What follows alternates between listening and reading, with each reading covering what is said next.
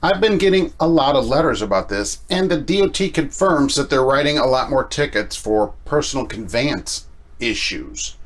So let's go over a few things that you can do and some that you may not realize you can't do on PC to stay legal.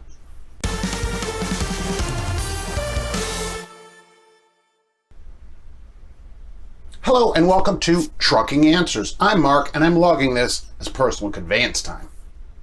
With all the tickets people are getting, I thought it's a good idea to go over some PC items. So like anything done at the direction of the motor carrier is always logged. Okay, you have to log that. Why? Because personal conveyance, it's got to be up to you. It has to be at your own discretion.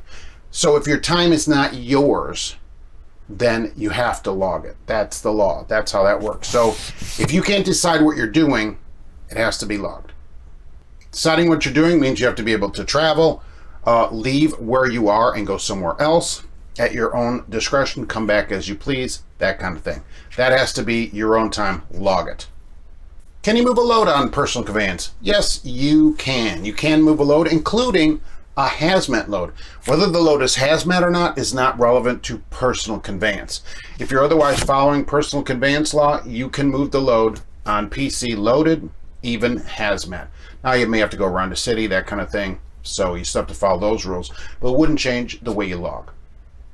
Where might you log loaded as personal conveyance? Well, you run out of hours at the shipper or receiver, and then you leave. You drive to find the closest, the nearest safe legal parking, okay? You can log that as personal conveyance. But, if you leave the shipper or receiver and then run out of hours, you cannot go on personal conveyance from there to wherever the parking is. That's a violation. Doesn't matter if you run out of hours in the middle of the road. Doesn't matter. Now, how would I tell you to log that?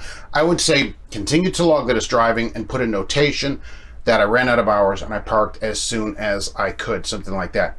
I'll tell you, if you're a few minutes, you have 5-10 minutes at a ship or whatever, sit there until you run out of hours. Then you can PC legally to parking. So you don't have to worry about this kind of thing. But if you leave with any time left, then run out of hours, you cannot change that to PC, like pull over, change it to PC, drive again. You cannot do it. Straight up violation.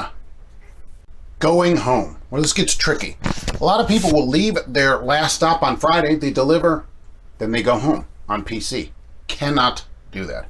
Cannot leave the receiver or shipper, if you just pick up, you drop a trailer to get it loaded or whatever, then go home from there. The DOT, which they just came out with more guidance about this, you have to go to the terminal on driving line. You can then PC home from wherever your terminal or place of work is. Now, that would be tricky if you say, well, this is my place of work, this location. So you'd have to convince them that that is actually your place of work. You know, so that is tough. If there's a terminal in the area, you're going to have a hard time convincing them that that's your place of work and you go back and forth there. So it doesn't matter if you go from there, say you have a terminal, okay, but you drop off here, you go home, then Monday morning, you go back to that place to get that trailer and leave. That is not PC, according to the DOT, because you can only PC to your place of work, even though you dropped a trailer there. So be careful about that. Be very careful about logging, going home from the receiver or shipper. Going to or from a shop for repairs.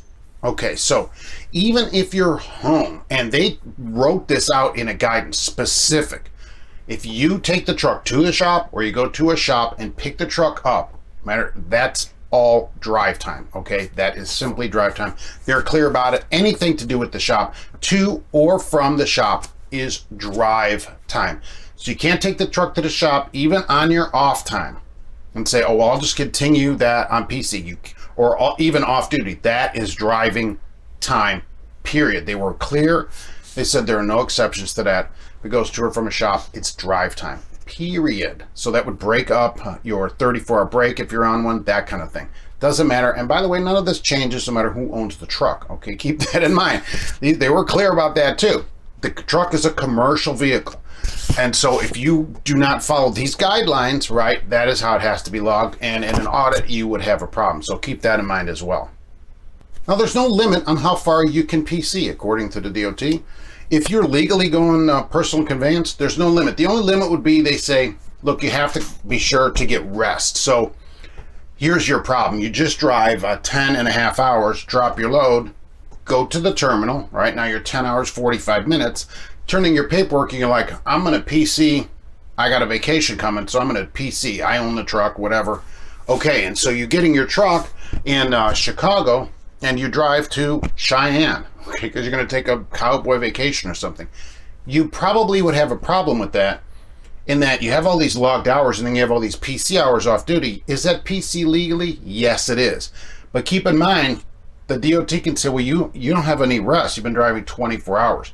So you could be shut down and that kind of thing because you drove too much. So restorative rest is very important for the DOT, right? That's why the logs are all set up so everybody gets proper rest, right? Look, the farther you PC, the harder it is to justify it. That's all I'm saying. There's no limit, okay? There's no limit on it. Can you drive across the country? Yes, you could. You could. But the farther it is, the harder it is to prove, okay? So keep that in mind as well. Well, that's the latest on PC. Some tips on that so that you don't get tickets. Getting tickets, bad idea. Takes money out of your pocket, gives it to the government. Lord knows they have plenty from everything else, the way that they take money from people, all right? So keep those in mind, and we'll see you on the next Trucking Answers.